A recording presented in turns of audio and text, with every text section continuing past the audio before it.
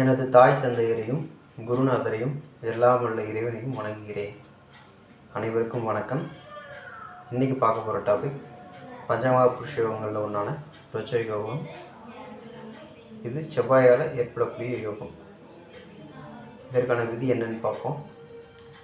லக்னத்துக்கு கேந்திர பாவங்களான 1, 4, 7, 10 செவ்வாய் ஆட்சி உச்சமாக இருந்தால் அது ருச்சிக யோகம் எனப்படுது. செவ்வாயோட ஆட்சி வீடுகள் மேஷம், விருச்சிகம், உச்ச வீடு மகரம். இந்த 3 வீடுகளும் யாரோட லக்னங்களுக்கு 1, 4, 7, 10 வீடுகளாக வருதோ அவங்களுக்கு ருச்ச யோகம் இருக்குதுன்னு அர்த்தம். இந்த யோகம் உள்ள ஜாதகருக்கு நல்ல நிர்வாகத்திறன் இருக்கும், இன்ஜினியரிங் நல்லா வரும், சீருடை தொழில் ஈஸியாக கிடைக்கும், போலீஸ், மிலிட்ரி, தீயணைப்புத்துறை, பாதுகாப்பு சம்மந்தப்பட்ட துறைகளில் ஈஸியாக அவங்களுக்கு வேலை கிடச்சிருது. இடம், வீடு, வாகன யோகம் அவங்களுக்கு சிறப்பாக கிடைக்கும்.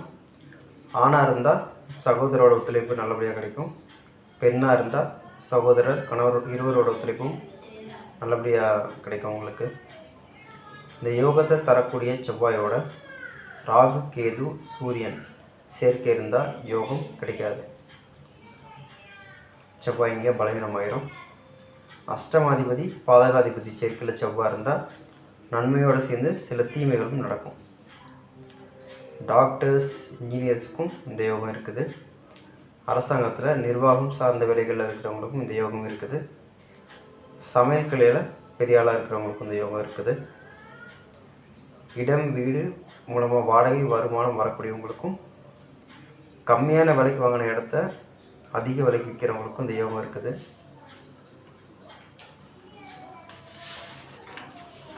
பட்டாசு தொழில், தீப்பெட்டி தொழில் நடத்துகிறவங்களுக்கும் இந்த யோகம் இருக்குது. இந்த யோகம் எந்தெந்த லக்னங்களுக்கு கிடைக்குன்னு பார்ப்போம். மிதுனம், கன்னி, தனுசு, மீனம் இந்த 4 லக்னத்துக்கும் இந்த யோகம் கிடைக்காது. மற்ற 8 லக்னங்களுக்கும் இந்த யோகம் கிடைக்கும். எப்படி கிடைக்குன்றதை அடுத்து பார்க்கலாம்.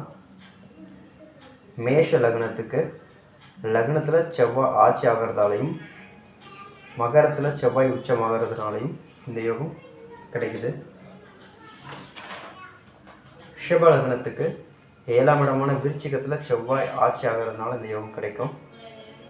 மிதுன லக்னத்துக்கு இந்த யோகம் கிடைக்காது. கடக லக்னத்துக்கு 7ஆம் இடமான மகரத்தில் செவ்வாய் உச்சமாகிறதுனாலையும் 10ஆம் இடமான மேஷத்தில் செவ்வாய் ஆட்சி ஆகிறதுனாலையும் இந்த யோகம் கிடைக்கும்.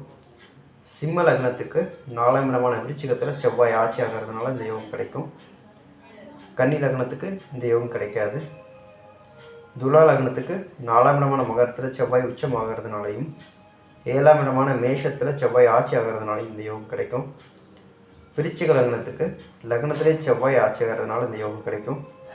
இந்த அமைப்பு இருக்கிறவங்களுக்கு பிடிவாத குணம் அதிகமாக இருக்கும், சுயநலமாகவும் இருப்பாங்க. தனுசு லக்னத்துக்கு இந்த யோகம் கிடைக்காது. அடுத்ததாக மகர லக்னம். மகர லக்னத்துக்கு லக்னத்திலே செவ்வாய் உச்சமாகிறதுனாலையும் 4ஆம் இடமான மேஷத்தில் செவ்வாய் ஆட்சி ஆகிறதுனாலையும் இந்த யோகம் கிடைக்குது. கும்ப லக்னத்துக்கு 10ஆம் இடமான விருச்சிகத்தில் செவ்வாய் ஆட்சி ஆகிறதுனால இந்த யோகம் கிடைக்கும். மீன லக்னத்துக்கு இந்த யோகம் கிடையாது. இந்த யோகம் இருக்கிறவங்களுக்கு வாகனங்கள் மூலமாகவும் நல்ல வருமானம் வருது. நிறைய அரசியல்வாதிகளுக்கும் இந்த யோகம் இருக்குது. ஸோ ருச்சக யோகத்தை பற்றின குறிப்புகளை கொடுத்துட்டேன். அனைவருக்கும் நன்றிகளோடு ஜேபிஎம் ஸ்டோ ராஜபாளையம்.